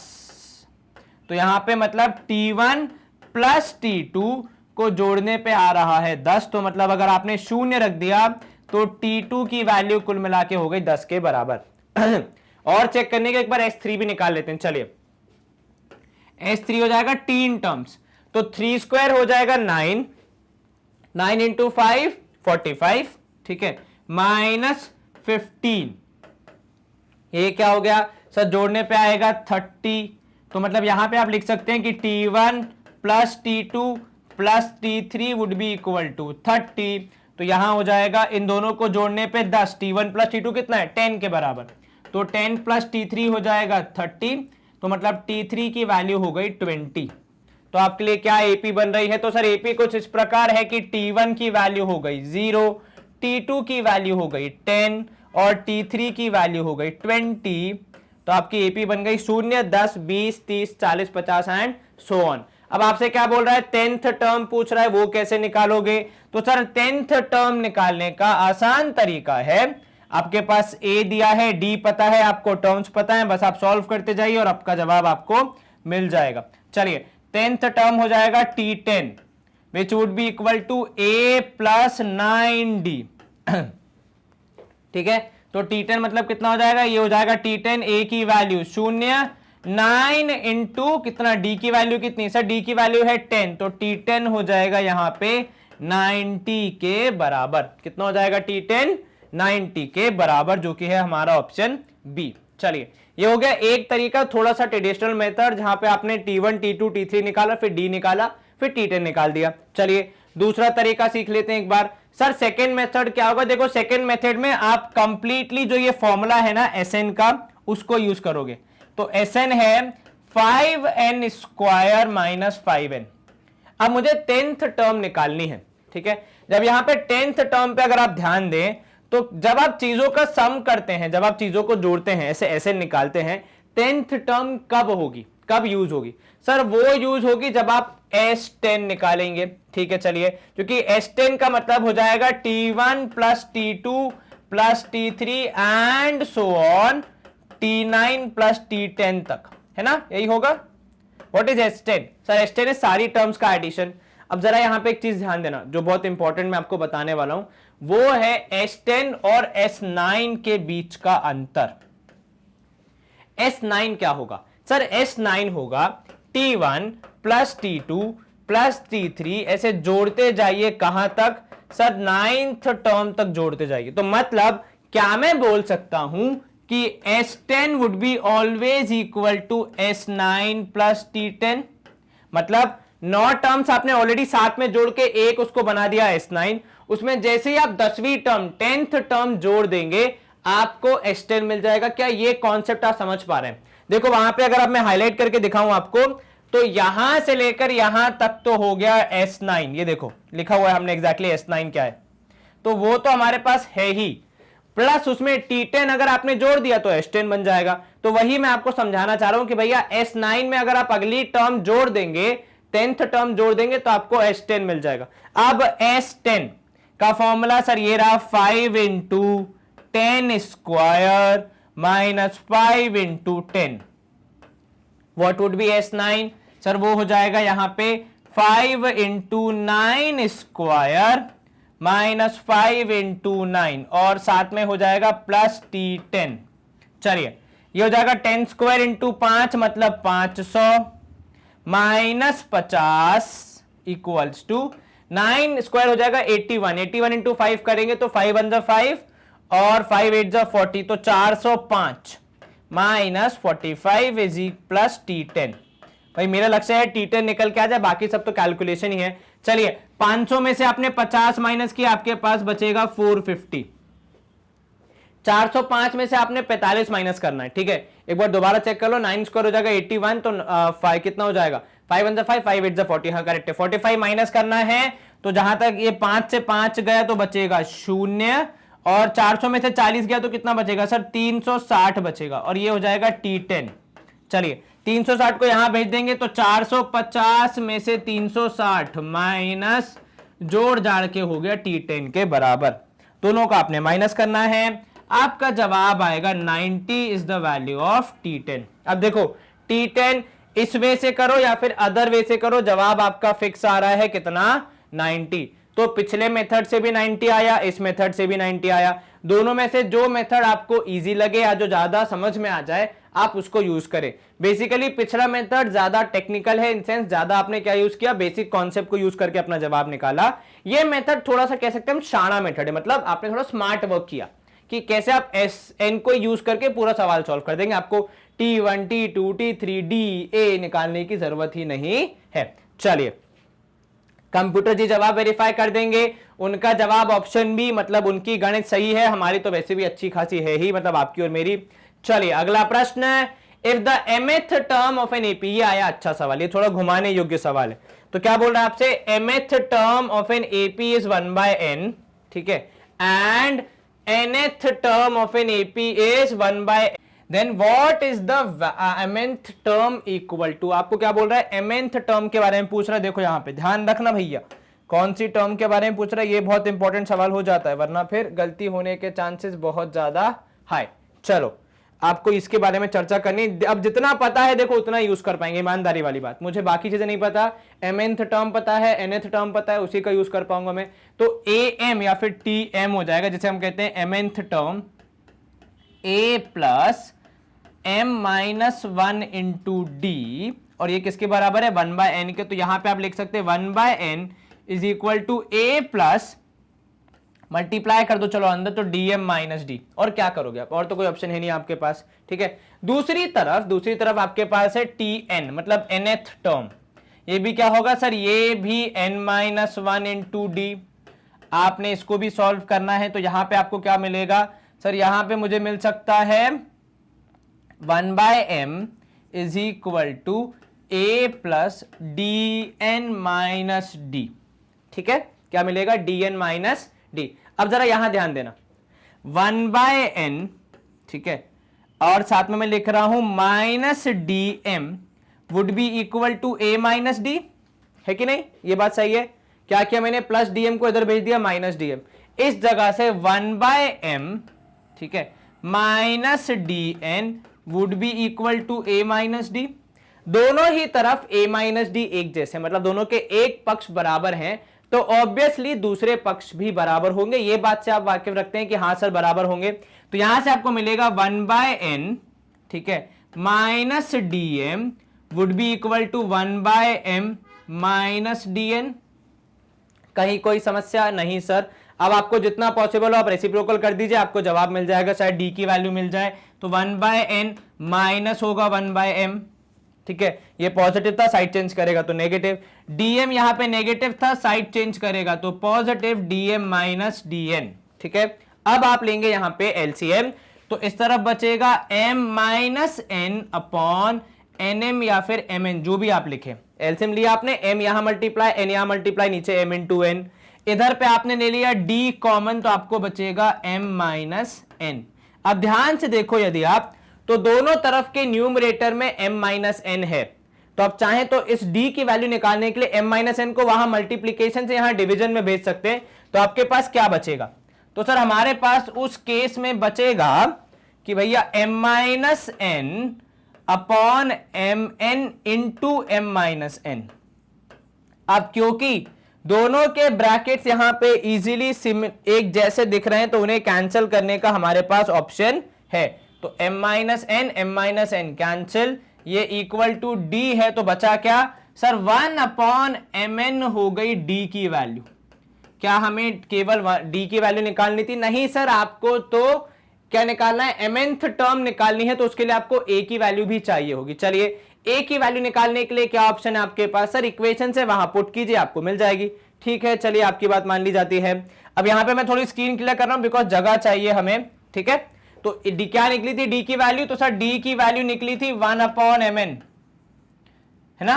चलो अब इक्वेशन में रखो, तो सर पहली इक्वेशन थी tm equals to a plus m minus 1 into d, ये हो गया 1 अपॉन n, ये हो गया a plus m minus 1 into D की जगह आ जाएगा mn, ठीक है। अंदर मल्टीप्लाई होगा वो, तो 1 upon n is equal to a plus m into 1 upon mn minus 1 into mn। भाई माइनस 1 कहां से, माइनस 1 इंटू 1 किया तो माइनस 1 अपॉन mn। यहां पे जैसा कि मैं देख पा रहा हूं,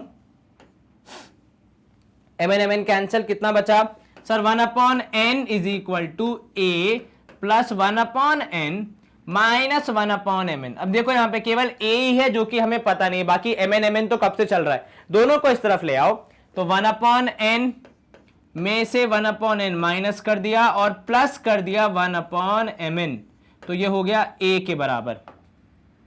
यहां पे आपने क्या कर दिया, 1 अपॉन n माइनस a की वैल्यू मिली आपको कितनी, a की वैल्यू आपको मिल रही है यहां पे 1 अपॉन mn के बराबर। तो आपने a भी लिख दिया, 1 upon mn is the value of a।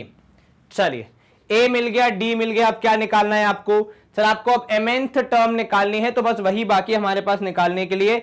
उसको आप कैसे निकालेंगे, तो सर सबसे पहली बात, थोड़ी सी स्क्रीन, चलो छोड़ो यहीं पे कर लेते हैं, काय के लिए हम वेस्ट करें, क्यों इरेज करें जब जगह है। तो mnth टर्म निकलेगी a mn या फिर t mn, जो भी आप लिखें, उसकी वैल्यू हो जाएगी a plus mn minus 1 into D, है ना, यही होगा a प्लस n माइनस 1। अब n की वैल्यू ही है mn, तो उसमें हम कुछ नहीं कर सकते, जो वैल्यू दी थी हम तो वही यूज कर रहे हैं।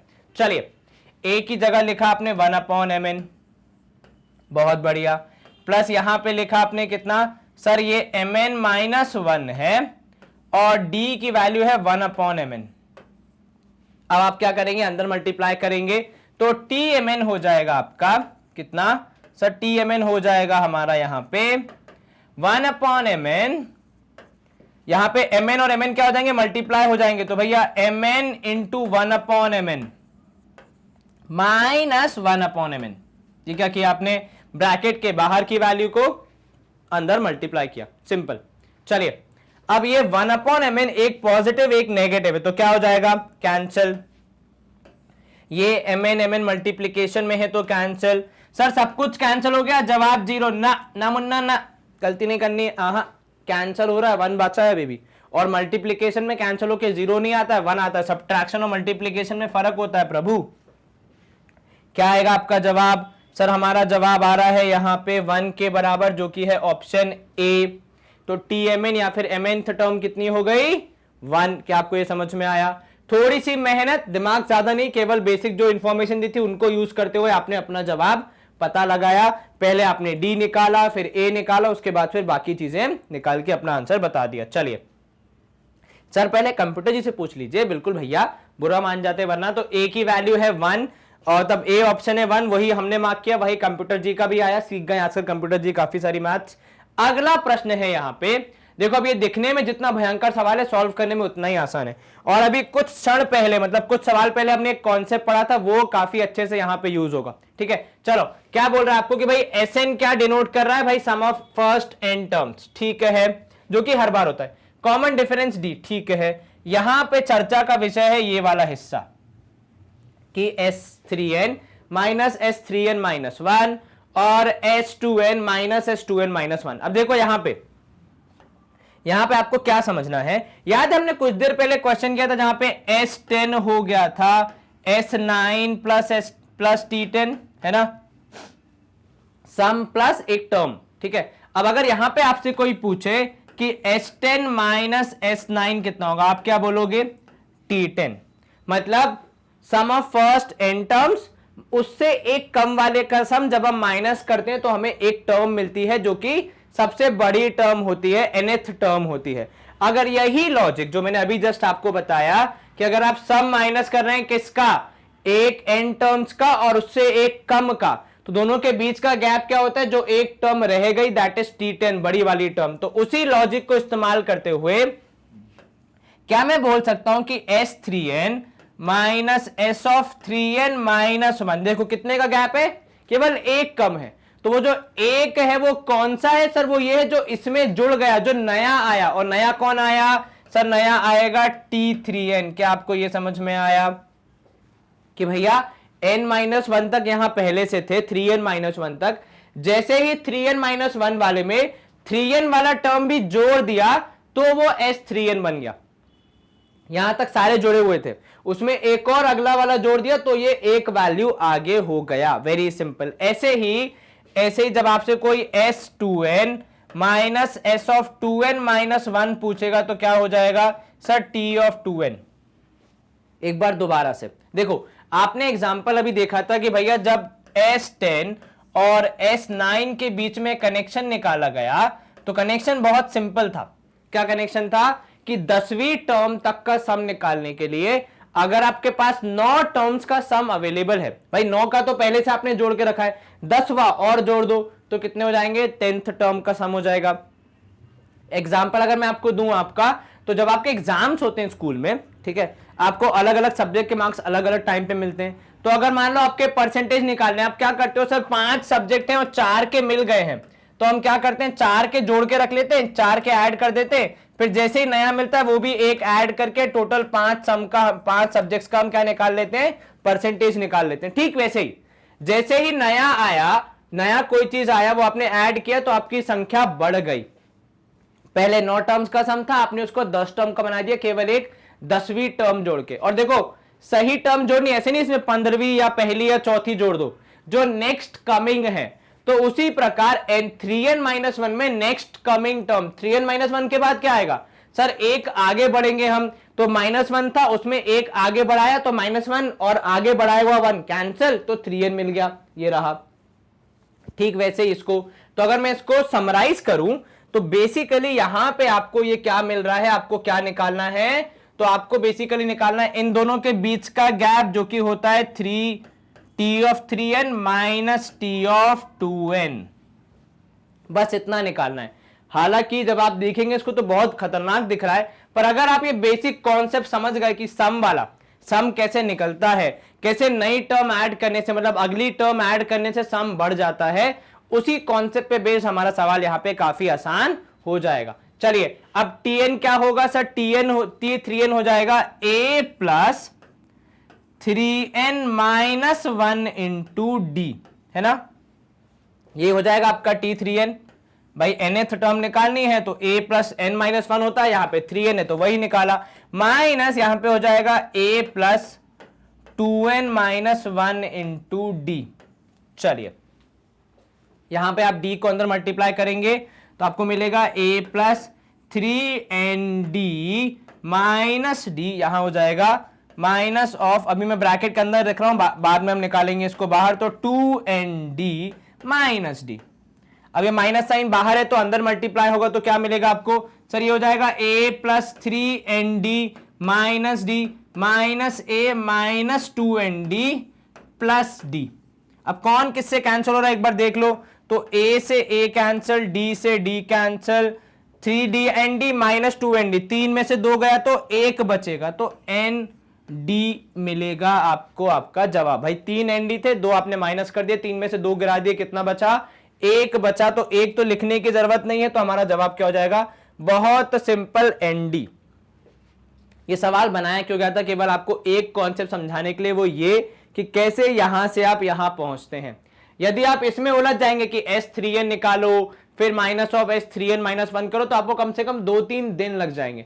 पर यदि आप ये बेसिक फंडा समझ गए कि सम होता क्या है, बेसिकली टर्म्स को लगातार ऐड करते जाना, अगर आप वो बेसिक फंडा समझ जाओगे फिर आप आसानी से अपने सवाल को सॉल्व कर पाओगे। अदरवाइज अगर आप इसको ट्रेडिशनल मेथड से करोगे, जहां पे आप S3n निकालोगे, मतलब फॉर्मूला यूज करोगे, एटलीस्ट S3n माइनस 1 में फॉर्मूला यूज करोगे, देखो कौन किससे कैंसिल हो रहा है, क्या बच रहा है, तो उसमें शायद आपको ज्यादा मेहनत करनी पड़ जाए। ठीक है, चलिए यहां कम मेहनत में भी वही रिजल्ट आया जो वहां पे ज्यादा मेहनत करने से आएगा।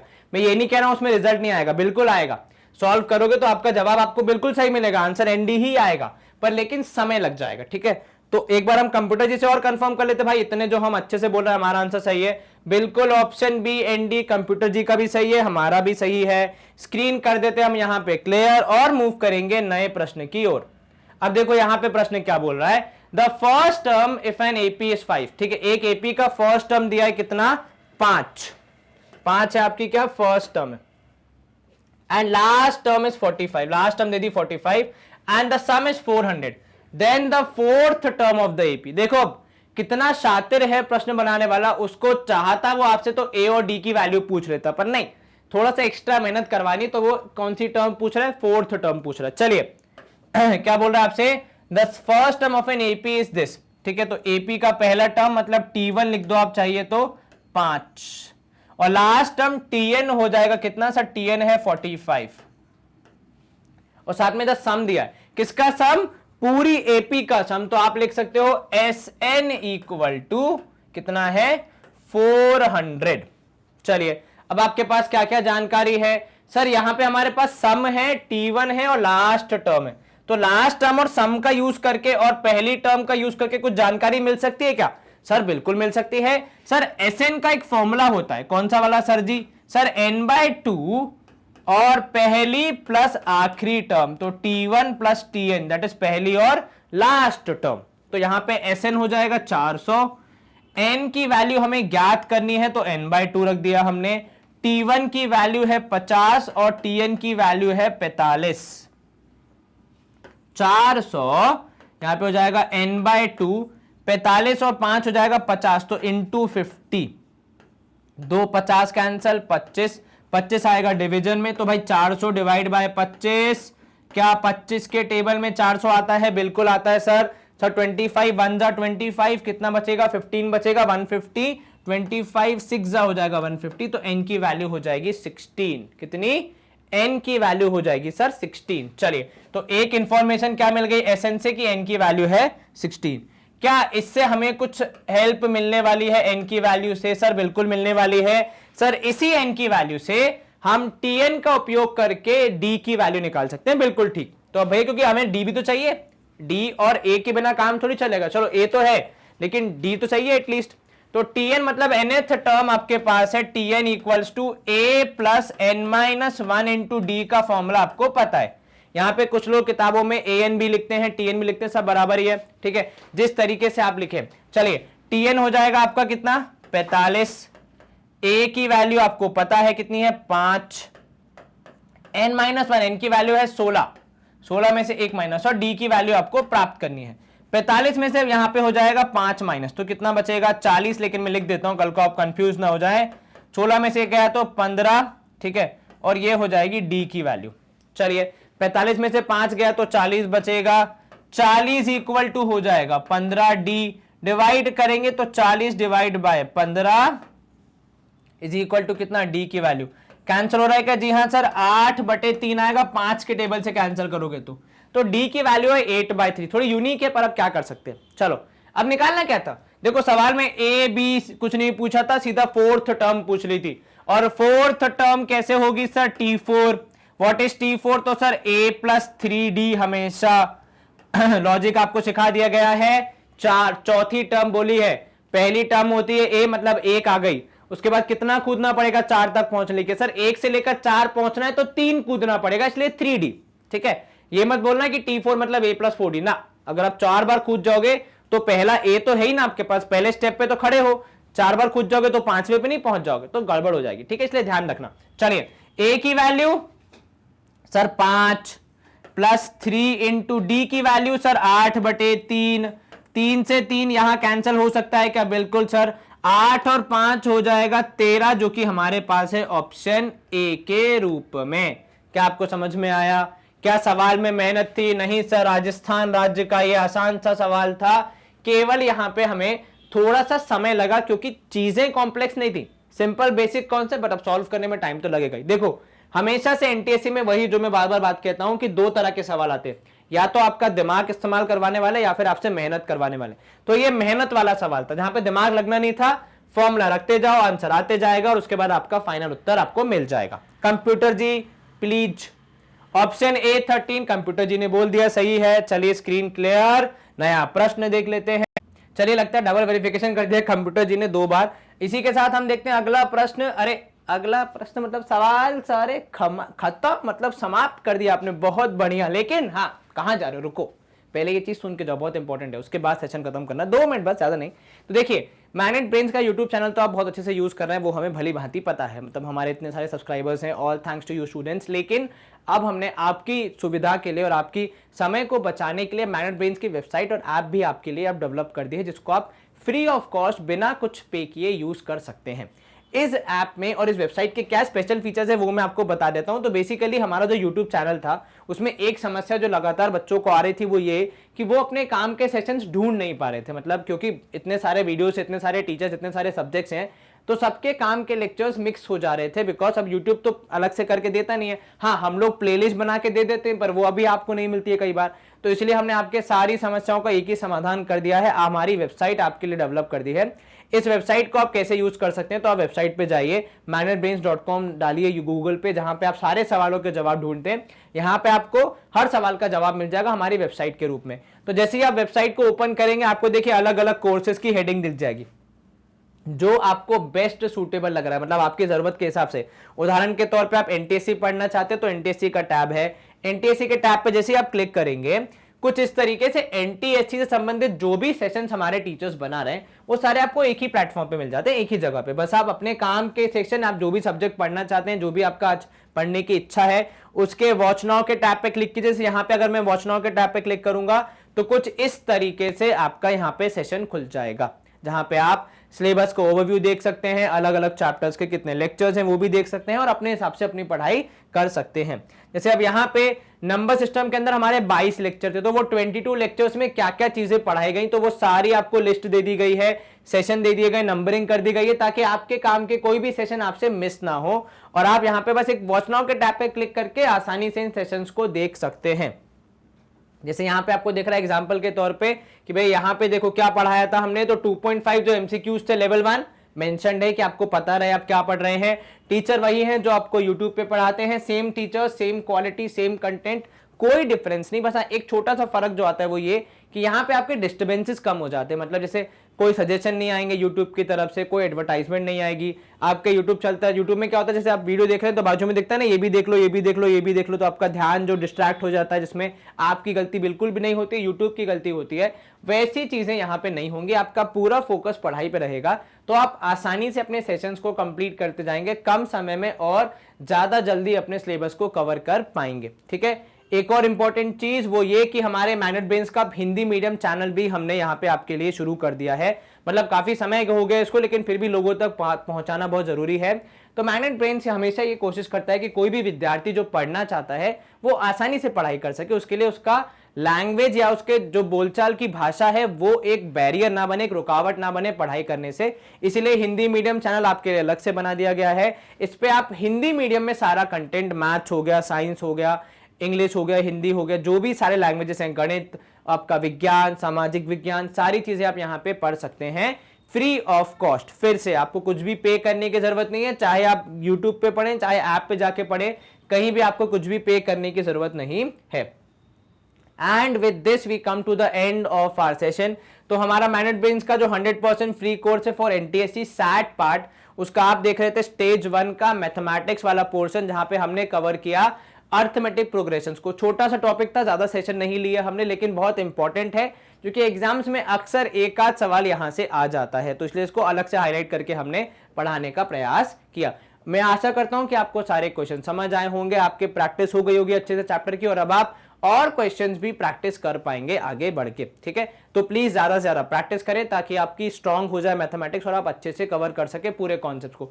वीडियो आपको पसंद आए तो प्लीज वीडियो को लाइक, चैनल को सब्सक्राइब एंड इस वीडियो को शेयर जरूर करें, बिकॉज ज्ञान जितना आप बांटेंगे, जितना आप दूसरों के साथ शेयर करेंगे, उतने आपका भी इंक्रीज होगा, डिस्कशंस होंगे, वार्तालाप होगा, नई चीजें सीखने को मिलेंगी और आप जीवन में आगे बढ़ेंगे। अपना ख्याल रखें, अच्छे से पढ़ाई करें, stay home, stay safe, take care, bye bye, good day, see you soon.